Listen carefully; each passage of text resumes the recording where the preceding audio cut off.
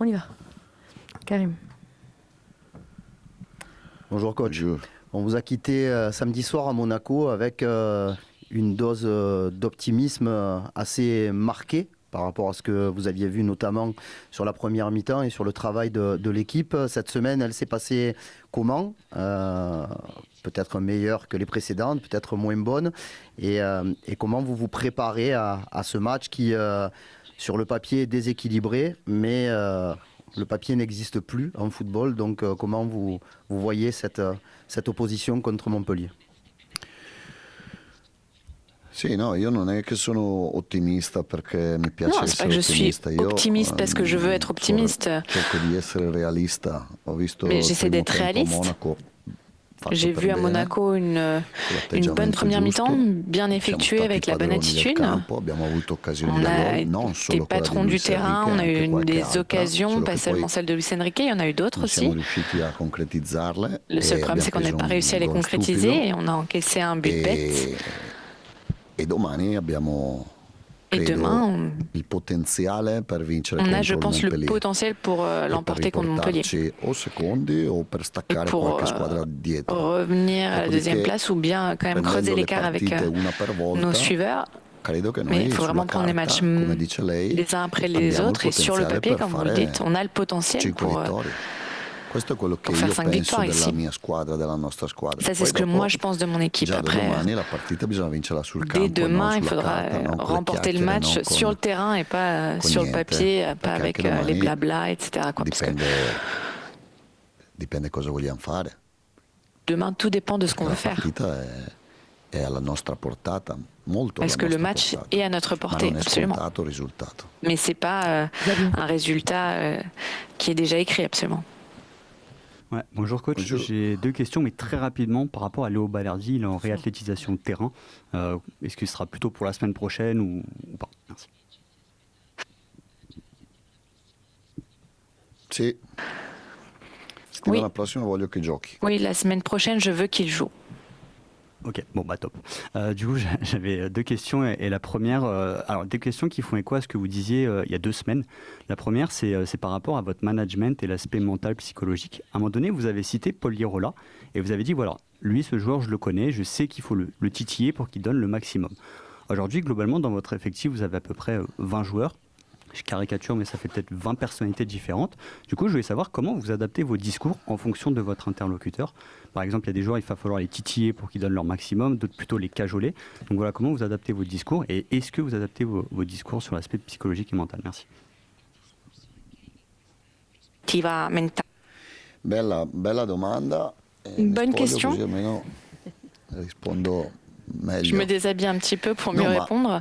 Allora, io penso che voi delle analisi le facciate non je pense solo que sui vous risultati, faites no? des analyses, pas seulement sur les résultats. Abbiamo perso nelle ultime 7 partite, ne abbiamo Au perse cours des 7 5. derniers matchs, Di on en a più perdu di quelle 5. che abbiamo perso nelle altre 20. Plus que ce qu'on avait perdu au cours des 20 et quelques prima. matchs qu'on avait Siamo fait arrivati a un précédemment. punto che potevamo avere 7-8 Donc on est arrivé à punti un dalla point, on aurait pu quarta. avoir 7-8 points d'avantage sur le quatrième. Da Et cosa donc è cette venuto? baisse, Se voi mi chiedete a me da cosa è venuto questo d'où est-ce calo, qu'elle io vient? faccio Si fatica a vous me posez spiegarlo, cette question, perché sicuramente qualche d'où vient giocatore cette è baisse? stato Moi j'ai du mal à vous infortunato. répondre. Il y a des joueurs qui ont été Sicuramente qualche blessés, giocatore importante il y a des joueurs è calato importants di condizione fisica. qui Però ont io ho aussi une baisse parlato dans leur tutto condition l'anno di physique, mais moi j'ai mentalità, parlé no, toute l'année de la mentalité.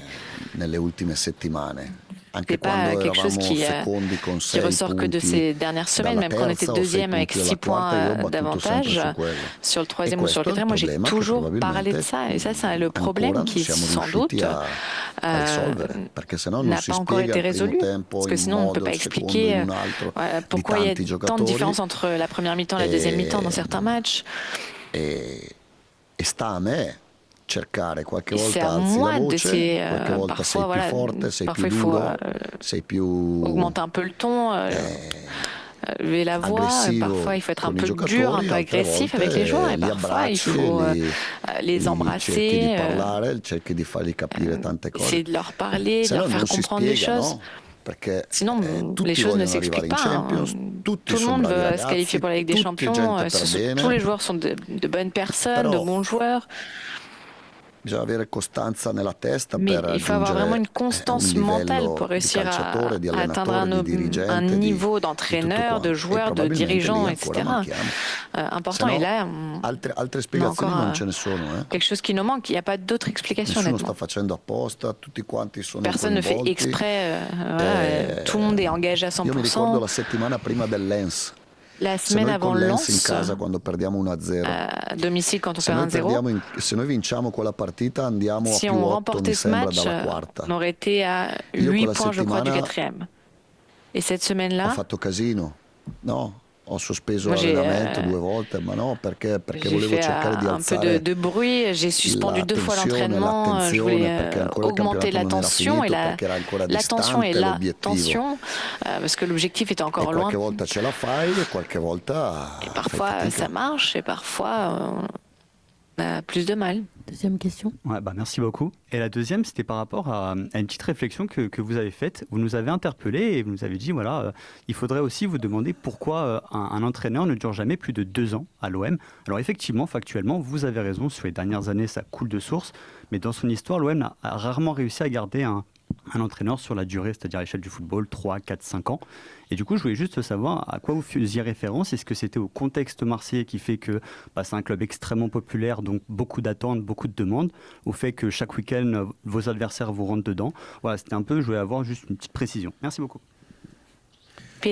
No, allora, per essere chiaro, non, pour être clair, io non deciderò di rimanere o di andar via. Moi, je ne vais pas décider de rester ou de partir pour les journalistes. Vous faites votre travail. Moi, je fais mon travail. Moi, j'ai un rapport avec vous uniquement quand je réponds aux questions avec respect. Vous pouvez écrire ce que vous voulez. Moi, je sais. Je suis, et comme quand vous avez écrit pour me mettre comme coupable, comme un criminel, celui qui battait du poing et qui était contre l'équipe. C'était pas la vérité. Moi, depuis le 6 juillet jusqu'aujourd'hui, le 18 avril, j'essaie de tout donner pour ce maillot, pour cet emblème. Donc moi, je dois répondre au club, aux propriétaires, aux supporters.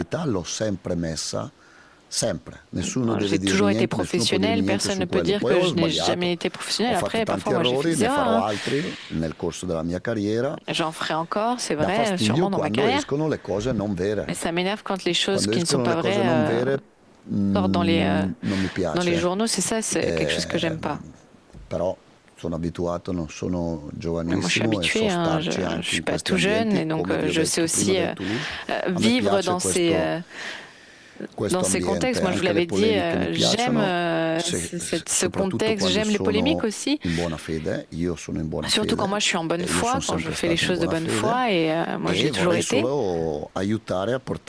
je voudrais juste aider le club à arriver en Ligue des Champions. Moi, c'est la seule chose sur laquelle je me concentre. C'est que l'équipe puisse être en Ligue des Champions et qu'elle puisse jouer le mardi ou le mercredi soir, c'est tout.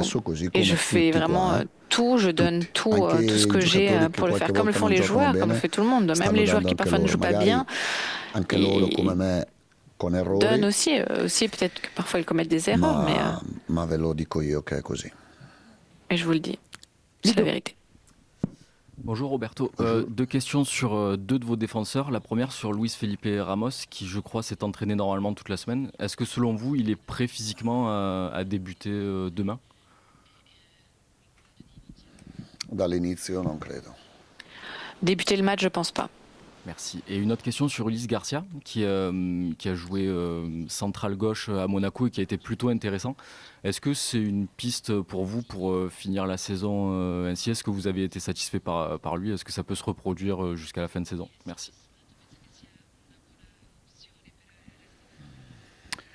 Ulysse ha fatto bene, molto Ulysse, bene a Monaco. Oui, c'est vrai qu'à Monaco, il a très bien joué. Il y a des caractéristiques différentes de Cornelius. Ça ne veut pas dire que Cornelius ne fait pas de bonnes choses.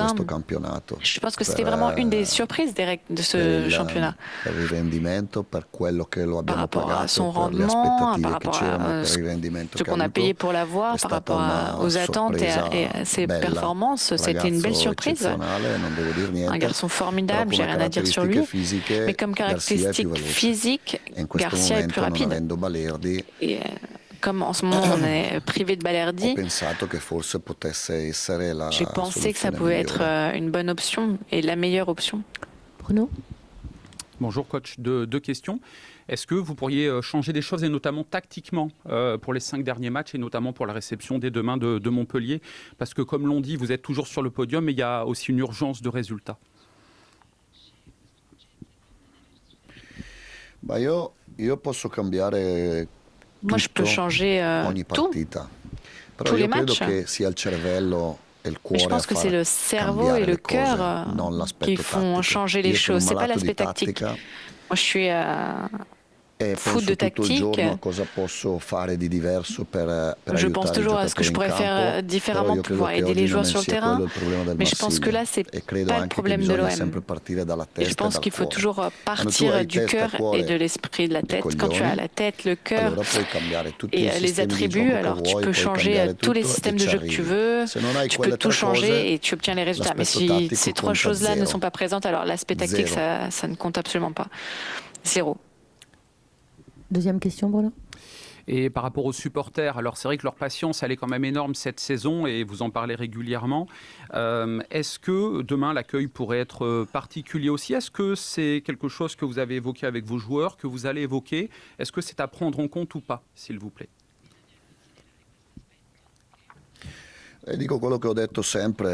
Je dis, je vous réponds ce que j'ai toujours dit, l'attitude des joueurs, notre attitude change après la réponse que peuvent avoir les supporters. Nous, on a gagné et ils étaient derrière nous, on a perdu et ils ont applaudi contre Lens, on a fait des matchs nuls et ils ont quand même applaudi. Donc c'est l'attitude, le comportement des joueurs qui change et qui fait que les supporters nous suivent. Si le comportement, l'attitude n'est pas bonne, alors c'est juste aussi que les supporters se plaignent, qu'ils sifflent, etc. Mais dans tous les stades du monde, les supporters rendent à l'équipe ce qu'elle lui donne. Et peut-être que cette année, les supporters, à plusieurs reprises, ont été compréhensifs et ont compris qu'il fallait qu'ils soient encore plus proches de nous. Et c'est pour ça que je les remercie, moi, mais on les remercie tous et il faut vraiment qu'on les reçoive. On les remercie tous, mais on voudrait le faire en se qualifiant pour la Ligue des Champions, pas juste avec les mots. Bonjour Roberto, juste au fond. Juste pour rebasculer un petit peu quand même sur la rencontre de demain contre Montpellier, même si vous ne voulez pas forcément parler de tactique, vous parlez beaucoup de cœur, d'état d'esprit. Zoumana Camara a dit hier en conférence de presse qu'il allait sûrement adopter la même tactique que contre Angers, c'est-à-dire un 5-4-1 assez bas, assez regroupé. Pour vous, quelle est la solution contre ce type de bloc bas? Est-ce que vous avez appris des matchs, notamment contre Angers au Vélodrome, même si ça remonte, et dernièrement contre Reims, la défaite contre Reims? Qu'est-ce que vous voulez amener comme réponse aussi tactique à ça, s'il vous plaît? Niente, bisogna girare la palla veloce. Il faut faire circuler le ballon rapidement, il faut conclure les actions en attaque. En italien, on dit pas être là à perdre un peu du temps et pas trouver la solution pour vraiment tirer au but, être attentif. Attentif dans les situations lorsqu'on perd le ballon, maintenir l'attention encore plus élevée quand nous on a la possession du ballon, parce que c'est là que réside le cœur du problème. Quand l'adversaire a le ballon, tu es forcément attentif, évidemment que l'attention est élevée parce que tu dois réussir à récupérer le ballon, mais l'attention peut la perdre quand c'est toi qui as la balle. Et il faut aussi qu'on confie en nos joueurs. On a Rabiot, Guiri, Alberg, Benasser, Rongier, Murillo, Harit, Mopé, énormément de joueurs qui peuvent faire la différence. Et les matchs se remportent comme ça aussi. Nordine. Justement, pour être en lien avec la question de mon collègue Slim, E per tornare su vos propos, la domanda del mio compagno, et seulement deux souvent jouent, ce soit Gouiri avec Greenwood, des joueurs comme Moreau qui jouent un peu plus récemment. Est-ce que vous avez l'intention de mettre plus de joueurs offensifs demain contre Montpellier, plus de joueurs offensifs peut-être dans un 4-2-3-1, un 4-3-3, afin à la fois de mettre des bons joueurs au milieu de terrain et des joueurs plus offensifs devant? C'ha ragione, je pose la question. Più offensivi possiamo mettere, però abbiamo zero difensori. Mais après, on n'a pas de défenseurs. J'ai pas dit zéro défenseur.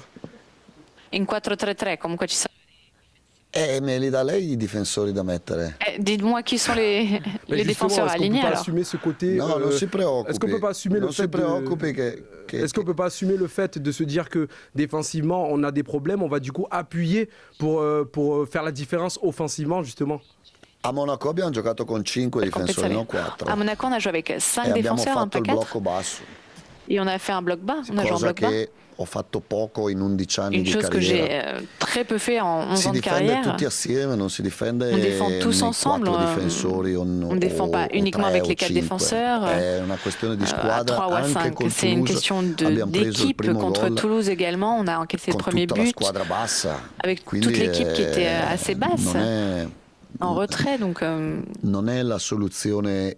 Il système de gioco, quanti giocatori, le système de jeu, c'est pas la solution de savoir combien de joueurs, comment tu les. Mais je vous dis les 3 premières choses: le cerveau, le cœur et les attributs. Forse la traduzione non la fa bene. Peut-être que la traduction n'est pas exacte.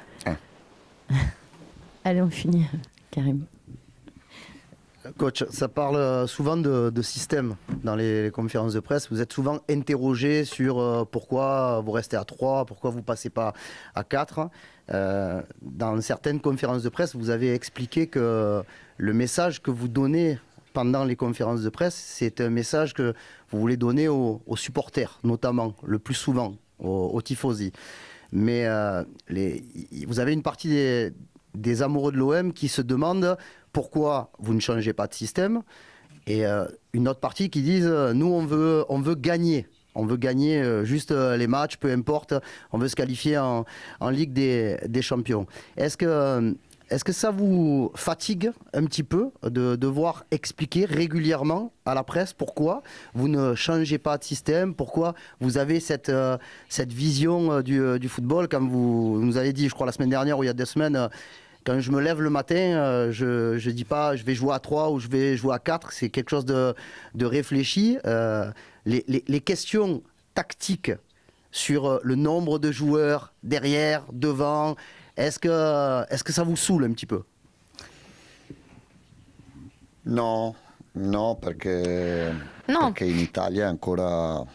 Non, parce qu'en Italie, on pose encore plus de questions sur ça, on en parle tout le temps. Tout le monde parle de système de jeu.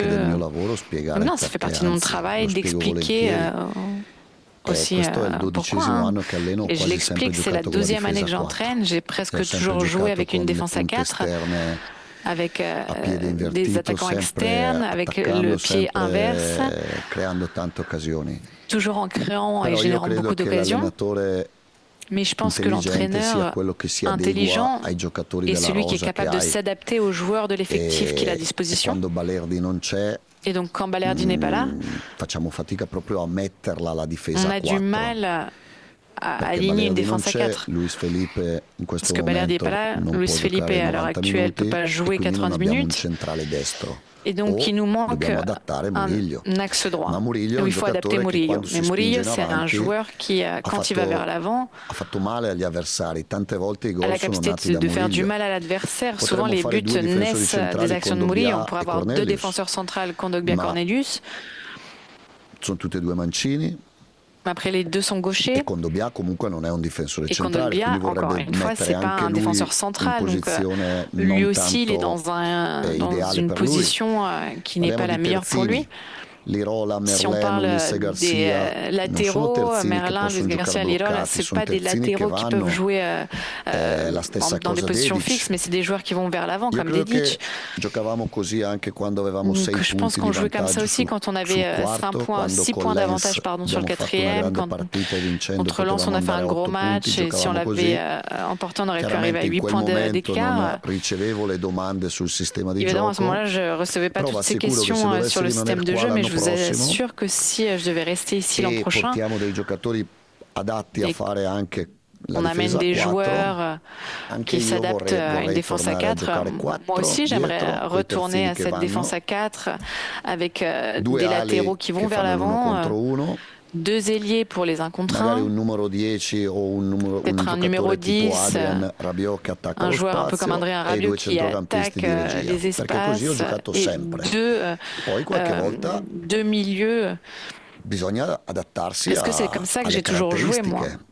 Mais il faut s'adapter aux caractéristiques des joueurs, et je pense qu'on l'a bien fait. On a été deuxième toute la saison, et c'est cette baisse qu'on a eue un peu au cours de ces 7 derniers matchs. Je ne pense pas, encore une fois, que ça dépende de l'aspect tactique. Ça dépend d'autres choses, et je vous les ai expliquées. Après, si quelqu'un veut dire le contraire, on peut toujours en parler. Merci. Merci.